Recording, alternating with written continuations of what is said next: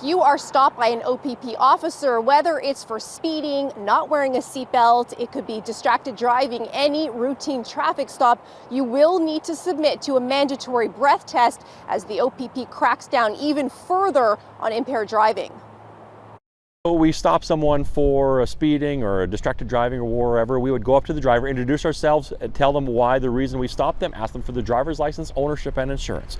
Along with that, we'd also read them a demand. It would sound something like, I demand that you provide a sample of your breath into an approved screening device. Drivers must comply with a demand for a breath sample under Canada's mandatory alcohol screening, which the OPP will now be implementing as part of every traffic stop. Frankly, it's about time.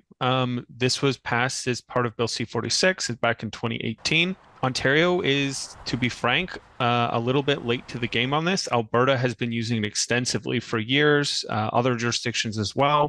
The Canadian Civil Liberties Association says there are other ways to catch drunk drivers, like setting up more check stops, and questions the process of demanding a breath test without reasonable suspicion. But police point to an increase in impaired driving collisions and charges, 30% more compared to the previous 5-year average. Impairment-related collisions are seeing the highest increase in the GTA. There were 11,000 cases of impaired driving in the GTA last year, compared to 8,800 cases 5 years ago. The breath test is quick. That's it. We set a timer, less than 10 seconds to get a reading. For Carolyn Swinson, who lost both her father and son in separate impaired driving crashes and is now dedicated to helping other victims' families, the solution would be drunk driving prevention technology as a standard feature in all new vehicles. Which will stop cars from starting if somebody is driving impaired.